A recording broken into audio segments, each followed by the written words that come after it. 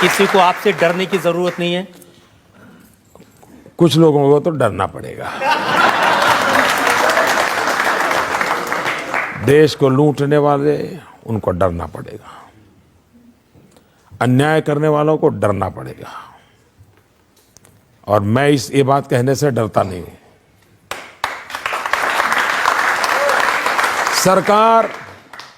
सरकार ऐसी नहीं हो सकती कि जिसमें जो मर्जी पड़े वो चले। कानून का राज होना चाहिए, लोगों को सुरक्षा का एहसास होना चाहिए, लोगों को अपने जीवन जीने का भरोसा होना चाहिए। ये नहीं है, यही तो मुसीबत है। और नहीं है उसका कारण है न कानून का डर है, न व्यवस्था का डर है, न अफसर का डर है। आपको घर में भी कुछ तो डिसिप्लिन रखनी पड़ती है, और डिसिप्लिन रखना गुनाह है तो भारत की भलाई के लिए वो गुनाह भी मुझे मंजूर है।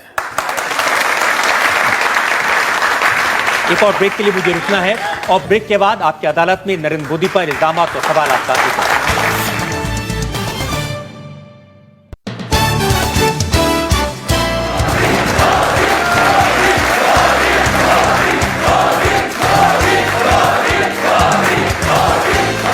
Welcome back. आपकी अदालत में आज हम मुकदमा चला रहे हैं, सवाल पूछ रहे हैं, सफाई मांग रहे हैं नरेंद्र मोदी से। आपकी अदालत में अगला आपकी अदालत में बीजेपी के प्रधानमंत्री पद के उम्मीदवार नरेंद्र मोदी पर आरोप है कि इनके गुजरात के विकास के दावे झूठे हैं। मोदी जी, बहुत चर्चा आजकल गुजरात के विकास की हो रही है। मुलायम सिंह यादव ने यह कहा कि वो नरेंद्र मोदी से जानना चाहते हैं कि यूपी की तरह क्या गुजरात में भी मुफ्त सिंचाई है, मुफ्त दवाई है, मुफ्त पढ़ाई है? ये उन्होंने आगे भी पूछना चाहिए था। मुफ्त में गुंडागिर्दी है, मुफ्त में निर्दोषों की हत्याएं हो रही है, ये भी बोल देना चाहिए था उन्होंने तो तब कहा जब आपने कहा कि सरकार चलाने के लिए 56 इंच का सीना चाहिए। मैंने उनको ये कहा था कि मुलायम सिंह जी ने ये कहा कि हम उत्तर प्रदेश को गुजरात नहीं होने देंगे। तो मैंने उनको कहा कि नेताजी,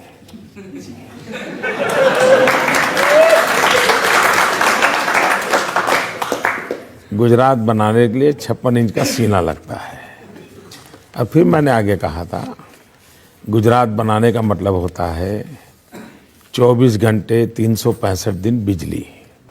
गुजरात बनाने का मतलब होता है कि गुजरात में अधिकतम घरों में नल से पीने का पानी।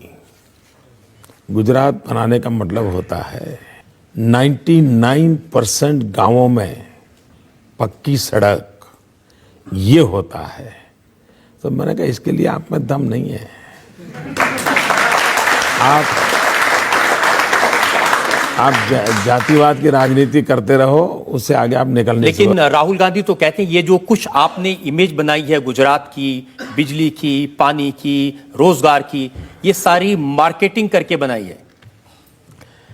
चलिए मानो मैं दिल्ली में आके मार्केटिंग करूं, बंगाल में जाके मार्केटिंग करूं, असम में जाके करूं तो थोड़ी देर मान सकते हो, लेकिन गुजरात की जनता के सामने तो मार्केटिंग नहीं चलता ना। उसको तो सामने दिखता है ना। मैं कहूं कि मैंने रोड बनाया और रोड नहीं है तो गुजरात की जनता के गले उतरेगा? नहीं उतरेगा ना। मैं कहूं कि मैंने खेती में काम किया तो गुजरात की जनता को नहीं, झूठ बोल रहा है मोदी। अगर ऐसा होता तो मोदी 2002 में न जीतता, 2005 में नहीं जीतता, 2007 में नहीं जीता, 2004 के पार्लियामेंट में गुजरात में नहीं जीते, 2009 के पार्लियामेंट में नहीं जीते। एक भी चुनाव हम हारते ही नहीं है। और डेवलपमेंट के मुद्दे पर चुनाव लड़ने की हिम्मत अकेली गुजरात में हुई है। आज देश में अभी भी हम लोकसभा का चुनाव डेवलपमेंट के मुद्दे पर लड़ रहे हैं, लेकिन बाकी सारे लोग भाग रहे हैं, डेवलपमेंट के मुद्दे पर आने को तैयार नहीं। उनकी हिम्मत नहीं है, क्योंकि उनको लगता है कि ये जिम्मा है जो जवाब देना पड़ता है। देखिए, मैं 2001 में जब गुजरात गया तो लोग मुझे मिलने आए। मैं बहुत सालों के बाद गुजरात गया था, मेरा तो कोई इस क्षेत्र से लेना देना नहीं था। मुख्यमंत्री बनने से पहले मुख्यमंत्री का चैम्बर भी नहीं देखा था, एमएलए भी नहीं बना था, स्कूल के टीचर का भी चुनाव नहीं लड़ा था। तो मेरा तो मैं नया नया था, सीख रहा था। लोग मुझे मिलने आते थे, बोले मोदी जी कुछ करो या ना करो, कम से कम शाम को खाना खाते समय बिजली मिले, इतना तो करो। मतलब उस समय गुजरात में शाम को भी भोजन के समय बिजली नहीं मिलती थी। आज 24 घंटे 365 दिन बिजली मिलती है। ये बात मार्केटिंग से नहीं होती है जी। उसके घर में स्विच ऑन करे और जब बल्ब जलता है तो फिर उसको लगता है हाँ यार मोदी सही बोल रहा है। लेकिन ये भी तो सच है कि गुजरात के प्रमोशन के लिए, मार्केटिंग के लिए आप अमिताभ बच्चन को ले आए। ये बात सही है। वो अमिताभ बच्चन जो कांग्रेस के साथ जुड़े थे, वो अमिताभ बच्चन जो समाजवादी पार्टी के साथ जुड़े थे। देखिए, मोदी में औरों में फर्क क्या है? फर्क यही है, वो मुलायम सिंह के बहुत निकट रहे, उत्तर प्रदेश के रहे, उत्तर प्रदेश के प्रति उनका प्रेम भी है। लेकिन मुलायम सिंह जी ने उनसे क्या काम लिया? उन्होंने काम लिया यूपी है दम, जुल्म है कम, ये किया। हाँ, उनकी गाड़ी चली नहीं। अमिताभ बच्चन का उपयोग क्या करना चाहिए, इसके लिए समझ चाहिए। मैंने क्या उपयोग किया? मैंने उनको गुजरात की बात बता, वो गुजरात सरकार की बात नहीं बताते, वो कच्छ के रेगिस्तान की बात बताते हैं, हैंडीक्राफ्ट की बात बताते हैं, वहाँ की जीवन शैली की बात बताते हैं।